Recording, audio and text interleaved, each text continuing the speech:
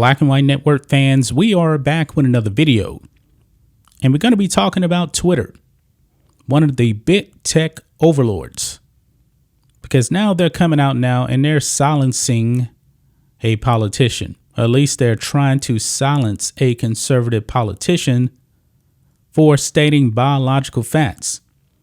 Now, the other day I did a video on how USA Today named Rachel Levine one of the women of the year.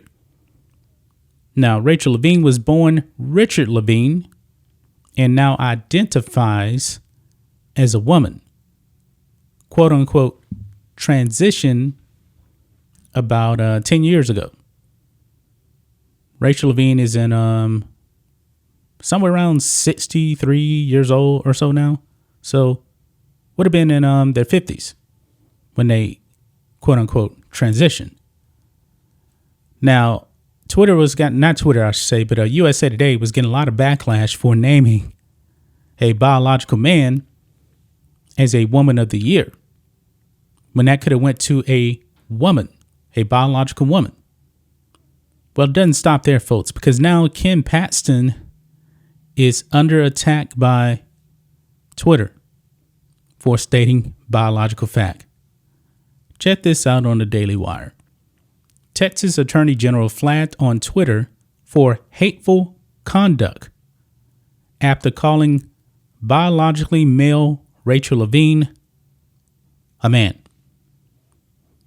Now, we know that the culture wars are going on right now, and to the wokesters out there, they believe that being a man or a woman is a social construct and it's not biological fact, even though we know being a man is a biological fact, just like being a woman is a biological fact. Now, if you want to identify as what you want to identify, that's your business. Okay? But it doesn't mean that everybody else has to give in to that. Now, gender dysphoria, do I believe that's a real thing? I do. I believe it is a real thing and that these people should be treated because it is a mental condition. It is. But I don't think we actually do enough to actually treat this condition. I believe is actually more enabled. But let's read this. Texas Attorney General Ken Paxton, a Republican, pointed out on Twitter that Rachel Levine is a man and was subsequently flagged for hateful conduct by the social media giant. Earlier this week, USA Today chose Assistant Secretary of Health and Human Services Rachel Levine, a biological man who claims transgender identity, as one of his women of the year. According to the outlet, the Biden appointee is among the strong and resilient women who have been champions of change and courage, often quietly, but with powerful results. Now, this is the screenshot of what Ken Paxton actually put out here. And you can see here, USA Today, meet these exceptional women of the year. And you see Rachel Levine right there. And he put out on Twitter, Rachel Levine is a man. And you can see Twitter flagged this post. And they say this post violated the Twitter rules about hateful conduct. However, Twitter has determined that it may be in the public's interest for the tweet to remain accessible. How is this hateful conduct to state a biological fact? It is a biological fact that Rachel Levine is a biological man. Rachel Levine has no ovaries. None. Now, I don't know if Rachel Levine had bottom surgery, as they call it, but Rachel Levine was born with male body parts, male sex organs. Rachel Levine has kids. This is not hate speech. It's not hate speech to state a biological fact. Folks, I have a dog and a cat. My dog is a dog. That's a biological fact. My dog is not a cat. My cat is not a dog. That is a biological fact. That's just the way it is. But it didn't stop there. Twitter also, and it doesn't mention this in the Daily Wire article, I was actually researching this topic, and the whole Lia Thomas thing, as you know, Lia Thomas, also a biological male, dominating women swimming. Dominating. Just won the 500 meter. Got a lot of backlash for that. Didn't want to answer any questions after the match, even though it was required by the NCAA. Remained silent. And then the next two matches, I believe that Lia Thomas threw those matches to say, hey, you see, I don't have an advantage. Not buying that. But check this out. Emma Wyatt came in second place during the 500 meter. Ken Paxton tweeted this out. Congratulations to Emma Wyatt for being the real champion of the Division 1 NCAA women's 500-yard freestyle, because the person who came in first is an actual man. And Twitter flags that post. This tweet violated the Twitter rules about hateful conduct. However, Twitter has determined that it may be in the public's interest for the tweet to remain accessible. Once again, flagging Ken Paxton for stating biological truth. How are we going to win this culture war, folks? How? I don't believe mankind can survive going on like this. How do we move forward when science is under attack?